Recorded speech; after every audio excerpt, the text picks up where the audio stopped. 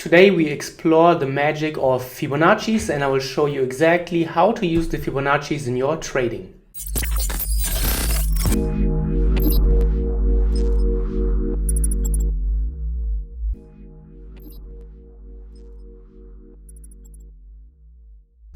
So the Fibonacci tool can be used in many different ways, and my favorite, and this is how I got started in trading, was by using the Fibonacci extension to determine targets and to see how long a trend will continue.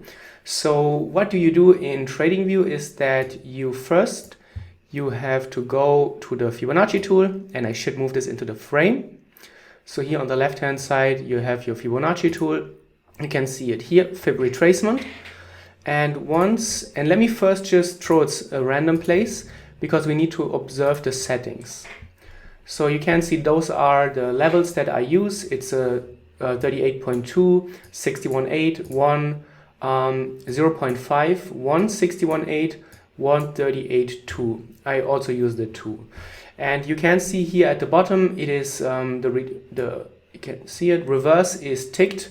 And this means that it is more easily to use for the extension tool actually in the Fibonacci's. And some people may say, oh, when you look at the Fibonacci's, they are not in the correct order. This doesn't matter because Fibonacci's are percentage based. So when we look at a Fibonacci chart, 0.382, 0.618, they will always be in the same spot, but they are just flipped. It doesn't really matter. So this is what you will see. And so don't comment that this is not the right way. This is the right way. It is percentage based. So that's that. And what we are going to do in the Fibonacci extension tool is that we are looking for an ABC move. What does it mean? We look for an initial move, then we look for a retracement, and then we wait until this pullback has been confirmed. So we need to wait until the market has really put in the pullback and is already moving away. And then this here at the bottom is our point A, this is our point B, this is our point C. And then with the help of the extension tool, we will be able to determine where the market is likely going to go. And the Fibonacci extension tool, we are going to use it in this way, that we are starting at the A point, then we drag it to the B point, and then we'll see where is the C point going to be. And more often than not, the C point will flock around one of those three levels, 61.8, 50, 38.2. And if the pullback really snaps to one of those Fibonacci levels, then there's a very high likelihood that you will see the market go to one of those, 138.2, 168.1, 161.8, or in some cases even the 200. So let's clear this. And here in this gold chart, this is the 2-hour chart, you can use this across all the markets and all the time frames. And what you want is that you always look for a very obvious A, B, and then C move, and then you will be able to move or use your Fibonacci tool. So in this case, we start here at the bottom A, we drag it to B, and you can see in this case the bodies very, very nicely snap to the 61.8. So this is a very good confirmation that the market is using the Fibonacci's. And Fibonacci extensions are such a valid and such an important tool because Fibonacci's are often also used in algorithmic trading. So a lot of programs will use those Fibonacci's to determine targets. And you can see here that the market in this case, it didn't pay too much attention to the 138.2 in the beginning. It did came back to retest it. You can see that here. Let me zoom in. You can see the market overshot it. It went straight to the 161.8 actually, which is a great confirmation. You can see here, very precise snap. It comes back to the 138.2 and then it makes its final move to the 200.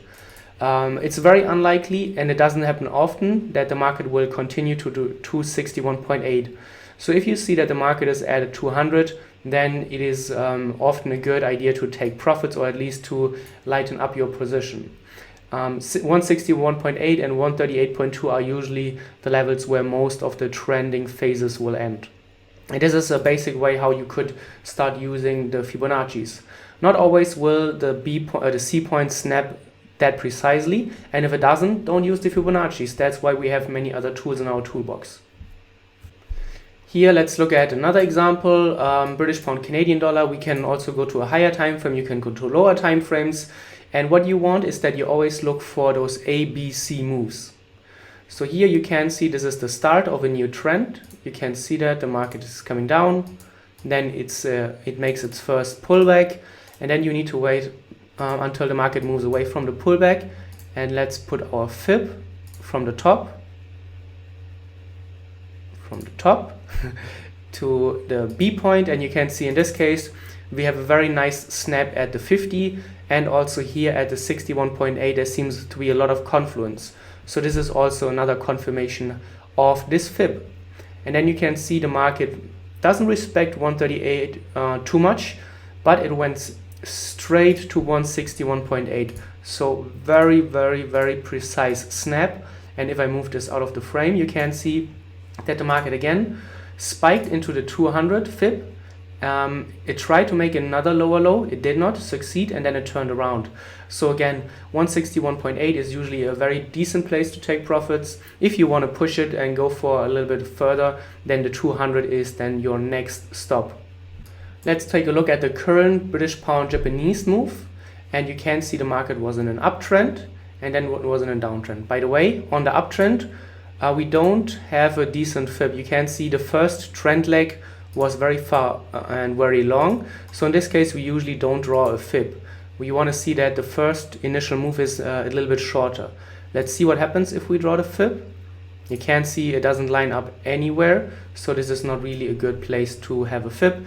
And usually you want to have a smaller initial move to the trend. So let's look at the current trending phase. Here you can see we have our top, then it makes its first move, and then we have our first decent pullback here. So let's see what happens here. We use the top, then we use the B point, and we have a perfect 50% fib retracement. And then you can see what happens on the way down. 138, very well respected. The market comes back, tests the 100, which is the previous support, and then it goes on very precisely to the 161.8, very nice snap.